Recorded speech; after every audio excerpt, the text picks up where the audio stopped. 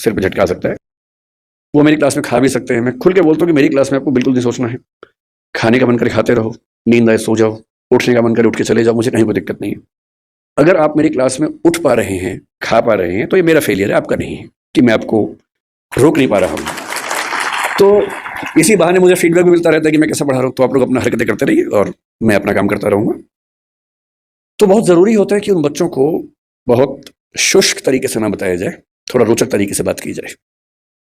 रोचक तरीके से बात करने का एक ही तरीका है कि आप उनको कहानियों के माध्यम से बताएं, एग्जाम्पल्स के माध्यम से बताएं, एनेक्डोट्स इनको हम कहते हैं, घटनाओं के माध्यम से बताएं। और जैसे ही हम घटनाएं सुनते हैं, कहानियां सुनते हैं अपने आसपास की, तो हमें किसी चीज़ का महत्व और कॉन्सेप्ट दोनों समझ में आते हैं।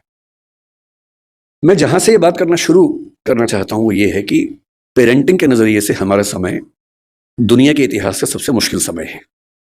पेरेंटिंग हमेशा मुश्किल रही है। मेरी राय में इस दुनिया का सबसे मुश्किल काम माँ होना है, बाकी सारे काम आसान है।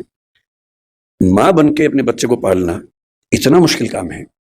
मतलब बाप लोग जाते हैं, बिजनेस करते हैं, पैसा कमाते हैं, सब कुछ करते हैं, बड़ी बात है, वो भी छोटी बात तो नहीं है। लेकिन उससे ज्यादा मुश्किल है एक छोटे बच्चे के साथ 24 घंटे गुजारना, बिना क्रोधित हुए गुजारना, उसकी हर तरह की जिद, हर तरह की छटपटाहट, बेचैनी को झेलते हुए गुजारना, अपने जो करियर हो सकता था उसको दांव पे लगा के उसकी जिंदगी को संवारना। एक छोटा बच्चा एक स्टार्टअप जैसा होता है, क्योंकि जैन समुदाय है इसलिए मैं ऐसी भाषा ज्यादा बोल रहा हूँ। एक स्टार्टअप जैसा है। आप उस पर 15, 17, 18 साल इन्वेस्ट करेंगे, बहुत सारी पूंजी खर्च करेंगे, समय खर्च करेंगे, तो जाके उसकी वैल्यूएशन बनती है। बहुत सारे स्टार्टअप फेल होते हैं, तो ये परवरिश की दुनिया में भी होता ही है।